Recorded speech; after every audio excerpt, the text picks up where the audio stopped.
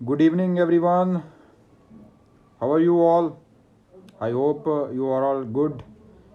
Today we will start private defense, chapter 4 of Indian Penal Code, section 96 to 106. तो अभी हम जो right to private defence करेंगे वो सेक्शन 96 से शुरू होता है। 97 के बाद जो आगे वाले सेक्शन 106 तक आते हैं वो सारे राइट टू प्राइवेट डिफेंस से डील करते हैं। Right to private defence as such IPC में कहीं पे भी डिफाइन नहीं है, लेकिन अगर खुद में इसकी राइट टू प्राइवेट डिफेंस की डेफिनेशन को समझने की कोशिश करें तो इसका मतलब यही होता है कि अपने आप को प्रिजर्व करना, अपने आप को डिफेंड करना। और ये situation right to private defence की तब आती है जब 100 सेक्शन 100 जो आईपीसी में दिया हुआ है वो सिचुएशन जब आपके सामने आती है। जैसे कोई आपके ऊपर अटैक कर रहा है जिससे आपको लगता है कि वो मेरी डेथ कॉज कर सकता है या मुझे ग्रीवियसली हर्ट कर सकता है, और ऐसे ही जो सिचुएशन 7 सिचुएशन दी हुई हैं सेक्शन 100 में, उनमें से कोई ऐसे सर्कमस्टांसेस हैं जिसमें आप राइट टू प्राइवेट डिफेंस लेते हुए उसका डेथ कॉज कर सकते हो।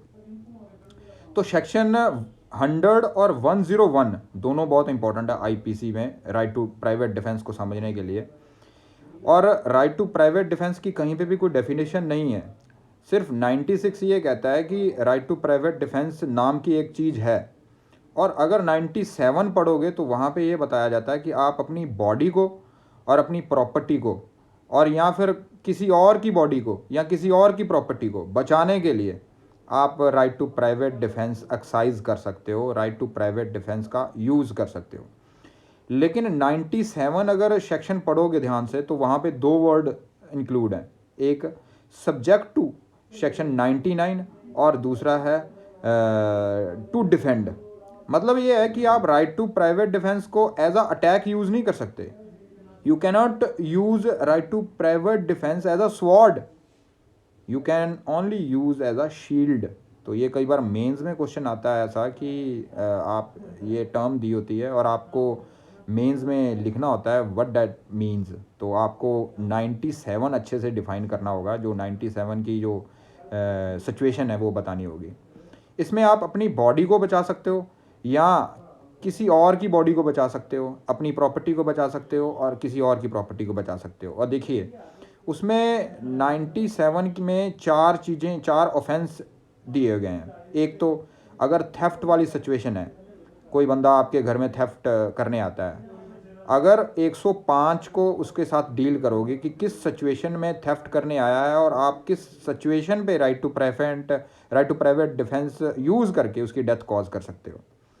और दूसरा है मिसचीफ, क्रिमिनल ट्रेसपास, रॉबरी। ये ऐसी सिचुएशन है जहाँ पे इमिनेंट डेंजर होता है, पर्सन असॉल्ट करने की कोशिश करता है या आपकी प्रॉपर्टी को डिस्ट्रॉय करने की कोशिश करता है, जो 103 में डिफाइन है कि कई बार रॉबरी कैसे होती है, मिसचीफ जो बंदा बाय फायर करता है, हाउस ब्रेकिंग एट नाइट करता है, थेफ्ट, हाउस ट्रेसपास उस सिचुएशन में करता है जब वो रीजनेबली एप्रीहेंशन हो कि ये बंदा डेथ कॉज कर सकता है। तो आपने इस तरह से देखना है। अब देखिए राइट टू, अगर प्राइवेट डिफेंस और सेल्फ डिफेंस में अगर 2 वर्ड अक्सर यूज़ किए जाते हैं, इन दोनों में फ़र्क क्या है? देखिए अगर प्राइवेट डिफेंस अगर देखोगे तो प्राइवेट डिफेंस थोड़ा सा ब्रॉड है सेल्फ डिफेंस से। प्राइवेट डिफेंस में अपनी बॉडी और किसी और की बॉडी भी इंक्लूड है, उसको बचाने के लिए आप किसी की डेथ कॉज कर सकते हो अगर 100 सेक्शन 100 की सिचुएशन है। और ऐसे ही प्रॉपर्टी के ऊपर 103 वाली सिचुएशन है तो आप डेथ कॉज कर सकते हो। लेकिन सेल्फ डिफेंस का एक ऐसी कंसेप्ट है जो इंटरनेशनल लॉ में और ब्रिटिश लॉ में अक्सर सेल्फ डिफेंस की कंसेप्ट यूज़ होती है। वहाँ पे प्राइवेट डिफेंस नाम की कोई चीज़ नहीं है। सेल्फ डिफेंस का मतलब होता है सिर्फ आप अपनी बॉडी को, अपनी प्रॉपर्टी को आप सेव करना है। उसमें सेव करते हुए अगर आपके ऊपर कोई अग्रेशन होता है या असॉल्ट होता है तो आप डेथ कॉज कर सकते हो अगर सिचुएशन ऐसी है। तो सेल्फ डिफेंस थोड़ा सा नैरो इन सिचुएशन है और private defence broader in sense है। तो आपको इस तरह से देखना है। देखिए इसमें जो सिचुएशन दी गई है, आपको एक मैं एग्जांपल के साथ समझाता हूँ। जैसे 98 सेक्शन है, 98 में वो वाली सिचुएशन इंक्लूड की गई है जिसमें एक इनसेन बंदा, जहाँ बंदा इंटॉक्सिकेट है, जो मैंने आपको कल वाली क्लास में पढ़ाया था सेक्शन 84 में, अगर कोई अनसाउंड माइंड बंदा है या इनसेन बंदा है, अगर वो ऐसा ऑफेंस करता है या डेथ कॉज करता है या कुछ भी ऐसा काम करता है, तो लॉ उसको सेव करता है, उसको कोई भी सज़ा नहीं दी जाती क्योंकि उसमें उसकी मेंटल इन्वॉल्वमेंट नहीं होती है। तो जनरली ये समझा जाता है कि जब तक आपकी मेंटल इन्वॉल्वमेंट नहीं है तो आपको सज़ा नहीं दी जा सकती। तो इसीलिए सेक्शन 84 बनाया गया है और उसके साथ 85 बनाया गया है। 85 ये कहता है कि अगर कोई इंटॉक्सिकेट सिचुएशन में, अगर आपने ड्रग्स ली हुई है या आपने ड्रिंक की हुई है, ड्रग्स कोई भी हो सकती है, नेचुरल हो सकती है, आर्टिफिशियल हो सकती है, उस सिचुएशन में बंदा, उसको जो ड्रग्स दी गई है, इंटॉक्सिकेट किया गया, उसकी विल के अगेंस्ट किया गया था या उसको नॉलेज नहीं थी। सॉरी गाइस, थोड़े से कनेक्शन में प्रॉब्लम है तो मैं वहाँ से फिर शुरू करता हूँ। सेक्शन 85 में अपने कर रहे थे, तो इंटॉक्सिकेशन सिचुएशन में अगर कोई बंदा आपके ऊपर जैसे ही कोई अपराध करने की कोशिश करता है या आपके डेथ कॉज करने की कोशिश करता है, तो आपके ऊपर भी सारी सिचुएशन वो लगती है, आप अपना self defence, private defence use करते हुए उसकी डेथ कॉज कर सकते हो। तो यही कहता है सेक्शन 98। सेक्शन 98 को आपने सेक्शन 84 और 85 और 86 की सिचुएशन के साथ आप पढ़ना है। तो मतलब ये है कि अगर मान लीजिए अगर किसी की मेंटल इन्वॉल्वमेंट नहीं है तो उसको इनोसेंट समझा जाता है। तो किसी ने अगर ड्रिंक की हुई है या वो इंटॉक्सिकेट है या कोई बंदा इंसेन है, पागल है, तो उनको इनोसेंट कहा जाता है क्योंकि उनमें मेंटल इन्वॉल्वमेंट नाम की कोई चीज़ नहीं होती है। मेंटल एलिमेंट के कारण वो उस चीज़ों को, सर्कमस्टांसेस को समझ नहीं पाते। तो उनके अगेंस्ट भी आप अपना सेल्फ डिफेंस या प्राइवेट डिफेंस यूज़ कर सकते हो अगर वो बंदे अंडर इंटॉक्सिकेशन या अंडर इंसैनिटी आपके ऊपर वार करते हैं या आपकी डेथ कॉज करने की कोशिश करते हैं। 100 वाली सिचुएशन अगर बनती है तो आपको इस तरह से देखना है। अब देखिए 100 सेक्शन तो हमें यह बताता है कि सर्टन सिचुएशन ऐसी हैं जहाँ पे आप बंदे की डेथ कॉज कर सकते हो, और 101 वाली सिचुएशन हमें ये बताती है कि आप अदरवाइज कोई ऐसी सिचुएशन है जहाँ पे 100 वाली सिचुएशन नहीं है, अदर कोई सिचुएशन ऐसी है वहाँ पे आपने डेथ नहीं कॉज करनी, आप कोई और उसको इंजरी दे सकते हो अपना सेल्फ डिफेंस यूज़ करते हुए उसके बंदे के अगेंस्ट। तो मान लीजिए कोई सिचुएशन ऐसी है, दो बंदे एक बंदे को मारने के लिए, मान लीजिए दो बंदे डी को मारने के लिए, डी एक बंदा, डी नाम है, बंदे का नाम है डी, दो बंदे डी को मारने के लिए आए और जब उन्होंने मारना शुरू किया तो डी थोड़ा सा भाग के पार्क में छिप गया। और अब क्या होता है, अब उनके पास पिस्टल भी होता है दोनों के पास, तो वो पिस्टल हवाई फायर करते हैं। तो डी जो पार्क में छुपा होता है उनको डर लगता है कि यार ये बंदे मुझे मारेंगे। इतने में क्या होता है, वहाँ पे पड़ा हुआ एक चक्कू डी के हाथ लग जाता है। इतने में दो जो बंदे होते हैं जो वहाँ उसको ढूंढ रहे होते हैं, एक दूसरी गली में चला जाता है और एक इस गली में होता है। इस गली में जो होता है उसके पास वाली गली में उसके पास जो गन होती है, तो इतने में डी उठा के उसके ऊपर वार कर देता है। अब देखिए सिचुएशन हमें एग्जामिन करनी है, क्या वो सेल्फ डिफेंस में उसने मारा डी ने उस बंदे को, तो उसको एग्जामिन करने के लिए हमें सेक्शन 99 में जाना पड़ेगा। तो 99 सेक्शन क्या कहता है, you cannot inflicted more harm than it is necessary as according to circumstances of that very particular situation. अब देखिए सिचुएशन यहाँ पे ऐसी है कि उसके पास, डी के पास खंजर है, वो पार्क में छुपा हुआ है। अब देखिए अगर वो खंजर उसको ऐसी जगह पे भी मार सकता था जिससे उसकी डेथ कॉज ना होती और वो खुद भी बच जाता।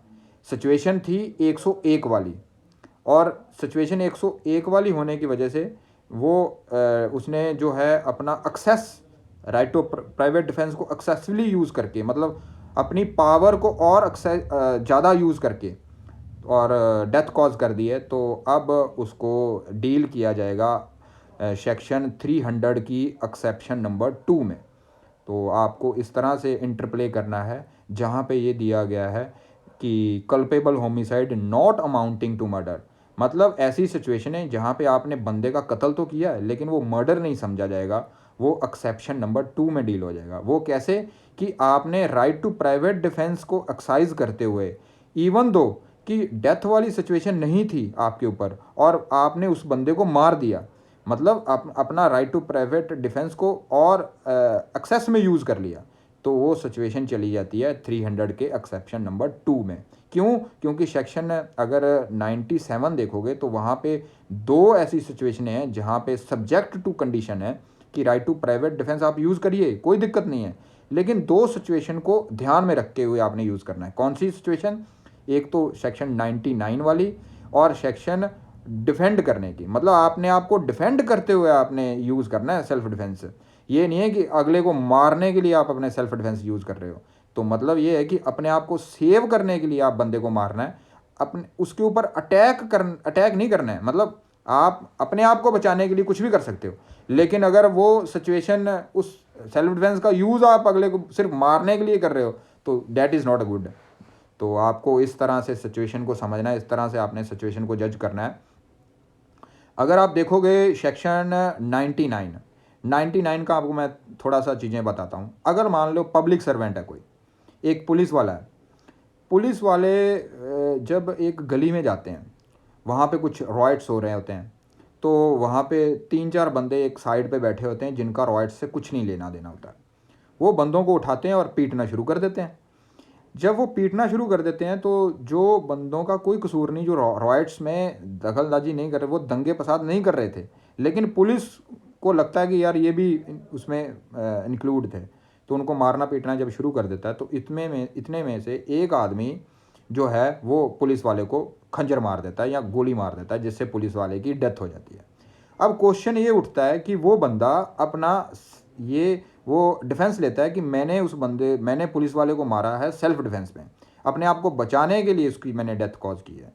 तो जब कोर्ट में अगर केस जाएगा तो आपने सरकमस्टांसिस को कैसे समझना है, सरकमस्टांसिस को कैसे जज करना है। देखिए, अगर आप प्राइवेट डिफेंस एक जनरल आदमी के अगेंस्ट यूज़ कर रहे हो या पब्लिक सर्वेंट के अगेंस्ट यूज़ कर रहे हो, इसमें फ़र्क रहता है। आप पब्लिक सर्वेंट के अगेंस्ट जब सेल्फ डिफेंस यूज़ करते हो तो अगर वो सिचुएशन डेथ और ग्रीवियस हर्ट के एप्रीहेंशन की नहीं है, तो चाहे वो अपनी ड्यूटी में अपनी पावर को एक्सीड करके यूज़ कर रहा है, फिर भी आप उसकी डेथ कॉज नहीं कर सकते हो। इसमें एक friend nice sir, you always makes tough topic easy to understand, you always give practical example, thank you. आपका धन्यवाद। आगे अपने कैरी फॉरवर्ड करते हैं इसको।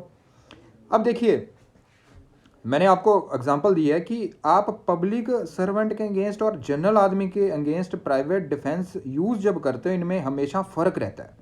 फ़र्क क्या रहता है कि जब आप पब्लिक सर्वेंट के अगेंस्ट कोई सेल्फ डिफेंस यूज़ करते हो तो वो 100 वाली सिचुएशन तो आपने एग्जामिन करनी ही करनी है, लेकिन अगर 100 वाली सिचुएशन में मान लीजिए जैसे किडनैपिंग वाली सिचुएशन है, जैसे अबडक्शन वाली सिचुएशन है, इन सिचुएशन पे आप पब्लिक सर्वेंट के अगेंस्ट सेल्फ डिफेंस यूज़ नहीं कर सकते, उसको मार नहीं सकते हो, 100 वाली सिचुएशन से बाहर हो जाता है। क्यों?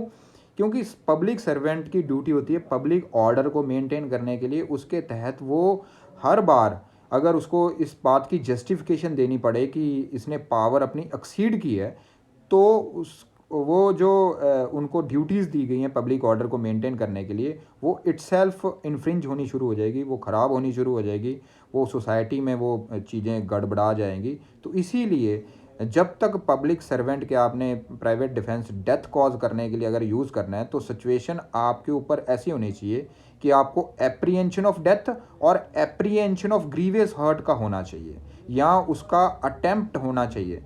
तो उस सिचुएशन में ही आप यूज़ कर सकते हो, अदरवाइज़ आप यूज़ नहीं कर सकते हो। लेकिन जनरल आदमी में 100 वाली सारी सिचुएशनें आप यूज़ कर सकते हो। तो आपको इस तरह से देखना है, क्योंकि सेक्शन 99 ये कहता है। मान लीजिए उसमें एक 99 में एक सिचुएशन और भी है जिसमें पब्लिक सर्वेंट खुद एक्सरसाइज नहीं कर रहा अपनी पावर, वो किसी और अथॉरिटी को दे रहा है अपनी पावर एक्सरसाइज कराने के लिए। मतलब अब देखिए, छत्तीसगढ़ में एक कंसेप्ट थी सलवा जुदम, एक फ़ौज बनाई गई थी, अगर आपको याद होगा 2005 में वो बनाई गई थी और 2011 में उसको अनकॉन्स्टिट्यूशनल डिक्लेयर कर दिया गया था। सलवाजुदम में क्या होता था कि कुछ जंगल में मॉइस्ट थे, कुछ जंगल में वो जो टेररिस्ट, जो जिनको समझा जाता था, एक्चुअल में ये वर्ड सही नहीं है टेररिस्ट, उनको समझा जाता था कि ये पब्लिक प्रॉपर्टी को डिस्ट्रॉय करते हैं या गवर्नमेंट सर्वेंट्स के अगेंस्ट ये पावर यूज़ करते हैं, जो जंगलों में छुपे रहते हैं मॉइस्ट। तो उनको उनके अगेंस्ट एक फ़ौज तैयार की गई, स्टेट गवर्नमेंट ने एक फ़ौज तैयार की गई जिसका नाम था सलवाजुदम। उनको कम पैसे में 5-6 हज़ार रुपये महीना देते थे और उनको गन वगैरह और हथियार वगैरह देके और उनको ट्रेनिंग देके मॉइस्ट के अगेंस्ट उनको यूज़ करना स्टेट गवर्नमेंट ने शुरू कर दिया।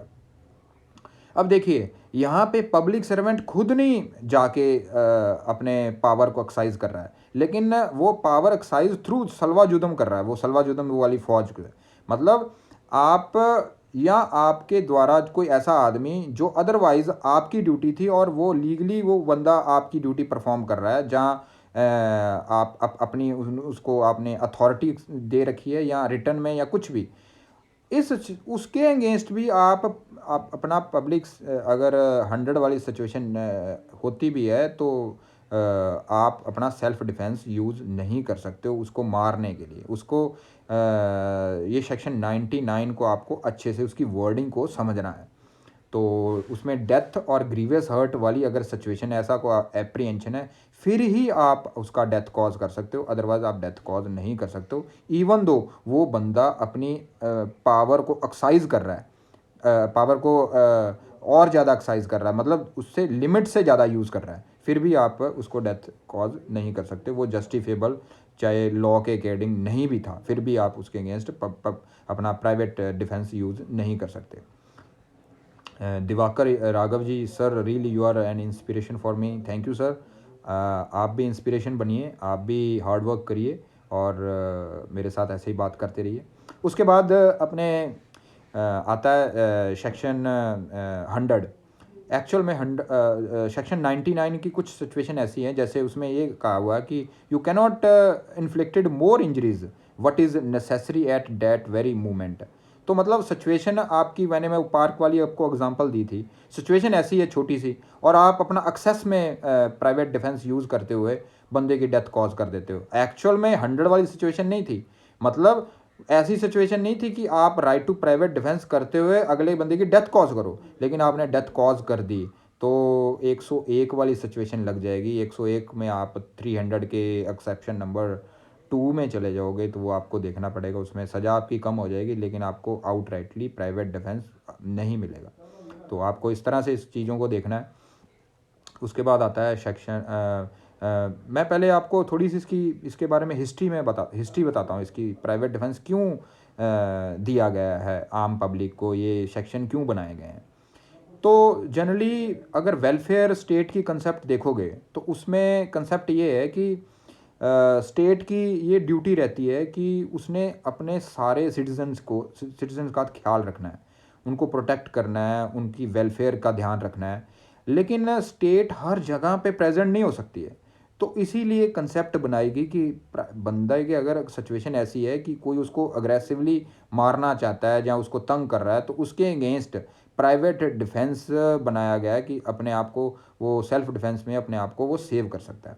अब किसी भी डेमोक्रेटिक कंट्री में ऐसे राइट्स सेल्फ प्रेजर्वेशन के जो दिए गए हैं, वो एक सोसाइटी के लिए ज़रूरी है, ताकि वो सोसाइटी में सर्टेनिटी बनी रहे और लोग एक दूसरे के ऊपर अग्रेसिवली पावर का इस्तेमाल ना करें। तो ये बात exactly Darshan Singh versus state of Punjab में ऑनरेबल सुप्रीम कोर्ट ने कही थी। तो आपको इस तरह से ही देखना है इस चीज़ों को। तो मैंने आपको बता दी है इसी ये वाली सिचुएशन। और इसमें कुछ ऐसा ख़ास नहीं है। तो 100 वाला जो सेक्शन है वो वाली सिचुएशनें अपने थोड़ी सी देखते हैं।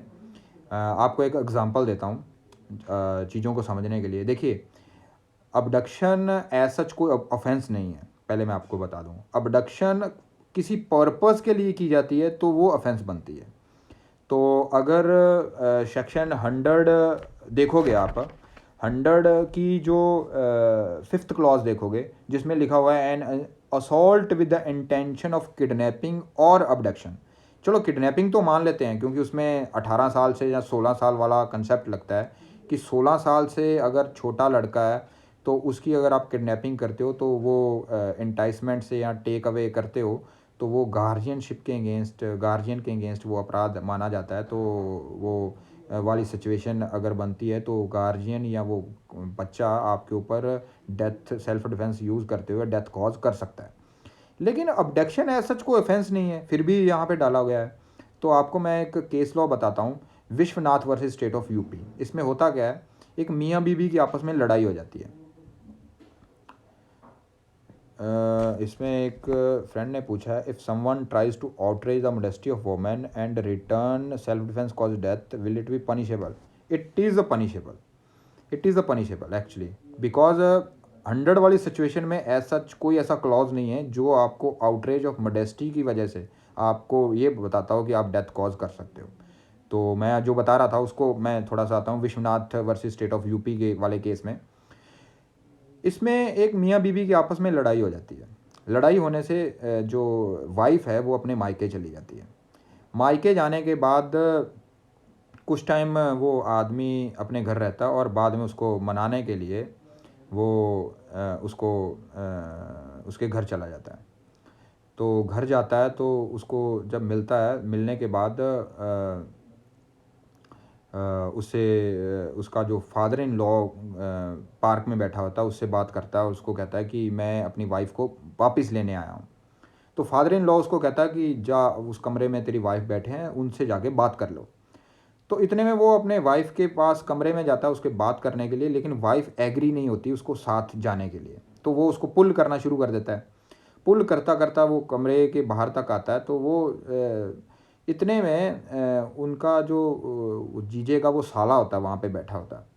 तो वो साला कहता है कि ये मेरी बहन को खींच रहा है, अपने फादर को ये बताता है ये मेरी बहन को खींच रहा है। तो फादर भी अग्रेसिव हो जाता है और फादर अपने साले को अपने लड़के को कहता है, जो जीजे का साला होता है, मतलब वो जो जो लड़का आया होता है उनको अपनी वाइफ को लेने के लिए उसका साला होता है, तो उसको कहता है कि मारो इसको। तो इतने में साला जो होता है वो उसके पास एक खंजर होती है, वो जाता हुआ और सीधा उसके हार्ट पे लगा देता है, पंच कर देता है। तो वो जीजे की उसकी वहाँ पे डेथ हो जाती है। तो क्वेश्चन यहाँ पे ये उठता है कि वो जो साला जब उसकी ट्रायल होती है तो वो सेल्फ डिफेंस लेता है कि ये सिचुएशन ऐसी थी अबडक्शन वाली और इस वजह से मुझे ये सेल्फ डिफेंस दिया जाए। ये अबडक्ट कर रहा था मेरी वाइफ को। अबडक्ट मतलब उसको मतलब ले जाना, धक्के से ले जा रहा था। अबडक्शन वाले जो सेक्शन की रिक्वायरमेंट वो फुलफिल हो रही थी। अब क्वेश्चन ऑनरेबल सुप्रीम कोर्ट के पास जब ये पहुंचा तो प्रोसिक्यूशन ने अपना केस प्रूव करने के लिए कुछ कुछ चीज़ें सुप्रीम कोर्ट में कही। उन्होंने ये कहा, पहली बात, अबडक्शन एज सच कोई ऑफेंस नहीं है।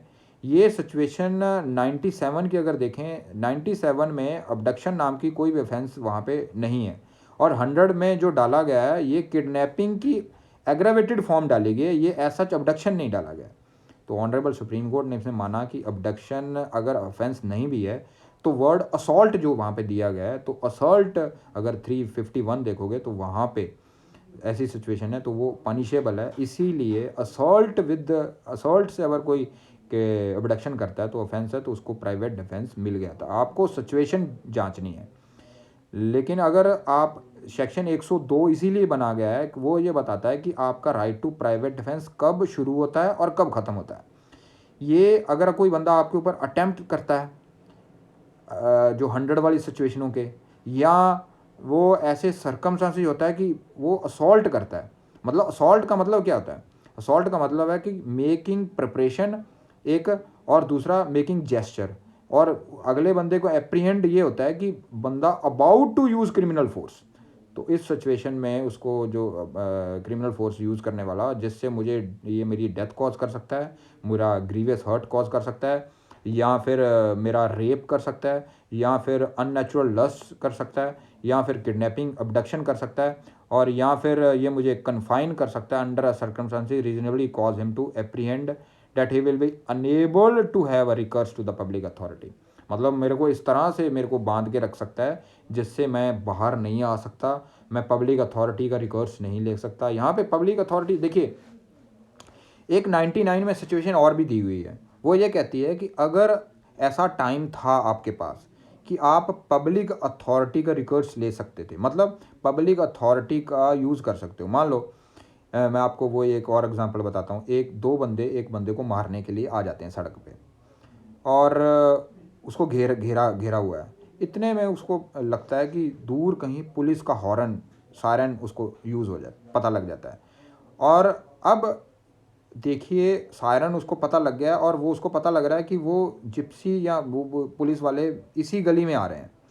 तो वो टाइम पीरियड भी आपने जज करना है कि क्या वो टाइम पीरियड ऐसा था कि वो पब्लिक, अगर वो इंस्टेंटली यूज़ नहीं करता और उसको डेथ कॉज हो सकती थी, या वो 100 वाली सिचुएशन आप आ सकती थी, तो उसको वो अपने प्राइवेट डिफेंस में डेथ कॉज कर सकता है। अगर पब्लिक अथॉरिटी इतने में आ जाए और वो बंदे थोड़े से लेट हैं 100 वाली सिचुएशन से, तो आपको वो सिचुएशन से होके गुजरना पड़ेगा और उसके अकॉर्डिंग ही आप अपना right to private defence use कर सकते हो। अगर पब्लिक अथॉरिटी अवेलेबल हैं और आप उसको बुला सकते हो, पब्लिक अथॉरिटी को, पुलिस वाले को बुला सकते हो या किसी और बंदे को बुला सकते हो जो जिनका काम है पब्लिक ऑर्डर को मेंटेन करना या लड़ाई फसाद जो भी है इसको ख़त्म करना या इसको कंट्रोल करना, तो वो अगर समय पे पहुंच सकते हैं तो आपको उसकी वेट उसके अकॉर्डिंग करनी होगी। देखिए, ये गोल्डन स्केल का कोई फार्मूला नहीं है कि आपने जज करना है कि कौन सी सिचुएशन प्राइवेट डिफेंस में फॉल करती है, कौन सी नहीं करती है। ये अकॉर्डिंग टू सर्कमस्टेंसेस आपने अपने जो एविडेंस देने हैं, एविडेंस बड़े आपके प्रैक्टिकल होने चाहिए कि ये वो जो सिचुएशन थी 100 वाली, वो असॉल्ट के साथ वो सिचुएशन थी जिसकी वजह से मैंने डेथ कॉज की है अपने प्राइवेट डिफेंस में। अगर वो सिचुएशन नहीं है तो उसके लिए आप अगले बंदे का कंडक्ट, प्रीवियस उस टाइम का कंडक्ट, उसका मोटिव भी आप थोड़ा सा देख सकते हो, और चेन ऑफ सर्कमस्टांसेस दे सकते हो कि वो किस सिचुएशन में, किस अग्रेशन में वो आपके ऊपर आया था, या उसने अटेम्प्ट किस तरह से किया था आपके ऊपर, उसके हाथ में क्या था, हथियार कौन सा था, या वो किस तरह से पीछे से अग्रेशन से आ रखा था, वो कितने आदमी थे। इन सब सिचुएशन को जानते हुए कोर्ट को तय करना है कि वो एक्चुअल में बंदा राइट टू प्राइवेट डिफेंस इस्तेमाल करते हुए उसने बंदे की डेथ कॉज की है या नहीं की है। तो आपको सिचुएशन को इस तरह से देखना है। तो अपने राइट बॉडी वाले प्राइवेट डिफेंस यहाँ तक कंप्लीट हो चुके हैं, लेकिन आपको एक मैं चीज़ बताना चाहता हूँ। अगर क्लॉज फर्स्ट और क्लॉज 200 में देखोगे, जिसमें सच एन असॉल्ट इसमें reasonably cause apprehension death will otherwise with the consequences of such assault, एक ये सिचुएशन। और दूसरी सच एन असॉल्ट एज में भी रीजनेबली कॉज एप्रीहेंशन, इसमें एप्रीहेंशन की बात की गई है दोनों क्लोजों में, लेकिन third, fourth, fifth, sixth, seventh में एप्रीहेंशन की कोई बात नहीं की गई है। तो इसमें थोड़ा सा फर्क रहता है। अब फर्स्ट और सेकंड वाली सिचुएशन में आपके ऊपर बर्डन डिफेंस के ऊपर कम रहती है, मतलब बर्डन में थोड़ा सा फर्क रहता है। अब नीचे वाली जो अकेला असॉल्ट है, अब सिचुएशन असॉल्ट वाली साबित करने के लिए आपको कोजेंट एविडेंस देने पड़ेंगे, प्रैक्टिकल एविडेंस देने पड़ेंगे, और वो सिचुएशन नंबर 1 और 200 क्लॉज में जो थी है उससे ग्रेटर आपको देने पड़ेंगे। जो थर्ड, फोर्थ, फिफ्थ, सिक्स्थ और सेवन्थ में आपने सिचुएशन बतानी है उसमें आपको एविडेंस स्ट्रॉन्ग देने पड़ेंगे उसको समझाने के लिए, क्योंकि अकेली असॉल्ट है, इसके साथ अपराध है। उधर एप्रीहेंशन भी है आपका असॉल्ट के साथ, कि उसका असॉल्ट ऐसा है कि आपको एप्रीहेंशन हो रहा है कि ये बंदा डेथ या मेरी ग्रीवियस हर्ट कर सकता है, या मेरे पास ग्रीवियस हर्ट कर सकता है। तो आपको इस तरह से सिचुएशन देखनी है। और रेप वाली सिचुएशन अगर देखेंगे तो सिचुएशन ऐसी, असॉल्ट एक लेडी के ऊपर अगला बंदा कर रहा है, जैसे एक फ्रेंड ने नीचे पूछा था कि 354 वाली outrage the modesty of women वाली सिचुएशन है, तो उस अकेली सिचुएशन में आपको ये right to private defence death वाला नहीं मिलेगा। आपको रेप वाली जो डेफिनेशन है उसमें जाना पड़ेगा 375 में, जिसमें कई चीज़ें इंक्लूड है। वो सिचुएशन को जज करते हुए आपने देखना है कि कब वो रेप बनने वाला था और उसके साथ असॉल्ट, मतलब एक बंदा सिचुएशन, एक लड़की को खींच के कमरे में ले गया और वो उसके ऊपर असॉल्ट ऐसे कर रहा है। असॉल्ट मतलब ही is about to using criminal force, मतलब उसके कपड़े फाड़ दिए उसने और उसको थोड़ा सा उसके ऊपर पुल कर रहा है, उसके ऊपर अपनी ताकत का इस्तेमाल कर रहा है, और अब वुमेन के ऊपर कोई अदर ऑप्शन नहीं रहती है, उसको करना क्या है। अब सिचुएशन प्रैक्टिकली में अगर देखोगे तो जब एक बंदा ओवर पावर हो जाता है एक लड़की के ऊपर, मान लीजिए सिचुएशन ऐसी ओवर पावर हो गया, तो लड़की उसका कुछ भी और नहीं कर सकती। को जनरली एक आदमी थोड़ा सा तगड़ा होता है वुमन से, तो अगर वो ऐसा ओवर पावर हो रखी है तो और सिचुएशन ऐसी है कि is about to commit rape, और रेप की सारी जो सिचुएशन है वो इतनी स्लाइटली कम रह गई है, मतलब आउटरेज और मोडेस्टी से आप बहुत आगे चली गई है, तो उस सिचुएशन में आप डेथ कॉज कर सकते हो। आपको इस तरह से सिचुएशन को जांचना है, क्योंकि इसका कोई गोल्डन फार्मूला नहीं है कि किस केस में सेल्फ डिफेंस बन रहा है, किस में नहीं बन रहा है। ये सिचुएशन बताती है, कंडक्ट बताता है, एप्रीहेंशन बताता है, असॉल्ट बताती है, और वो किस, मैंने आपको बताया कि किस तरह से बंदा आया और उसका हाव भाव कैसा था, मोटिव क्या था, वो सारी चीज़ें देखनी पड़ेगी। ऐसे ही 7th क्लॉज जो बाद में 2013 में ऐड किया गया है, उसमें थ्रोइंग ऑफ एसिड वाली सिचुएशन है, तो वो थोड़ी सी सिचुएशन ऐसी है जो बड़ी प्रैक्टिकली आपको समझनी पड़ेगी। तो उसमें जो वर्ड गया है, एन एक्ट ऑफ थ्रोइंग और एडमिनिस्ट्रिंग एसिड और अटेम्प्ट टू थ्रो। अब अटेम्प्ट टू थ्रो वाली जो सिचुएशन है ये बड़ी प्रिपरेशन से आगे वाली सिचुएशन है, मतलब वो अटेम्प्ट ऐसा है कि उसने अपना बेस्ट एफर्ट कर दिया। ये एक्सटर्नल ग्राउंड्स थे, एक्सटर्नल सर्कमस्टांसेस थे जिससे बंदा बच गया या इस सिचुएशन से बाहर आ गया। तो आपको उस तरह से सिचुएशन को जज करना है जिससे वो प्रैक्टिकल चीज़ को आप समझ पाओ। तो आपको इस तरह से चीज़ों को देखना है, और ये सारा राइट टू प्राइवेट डिफेंस हो चुका है। अपने कल थोड़ा सा बॉडी वाला करेंगे तो उसके अकॉर्डिंग मैं आपको चीज़ें बताऊंगा।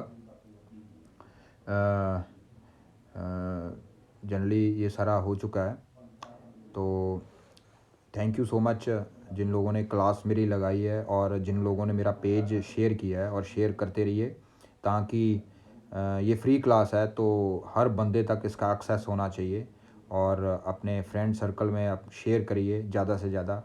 और good night, thank you so much.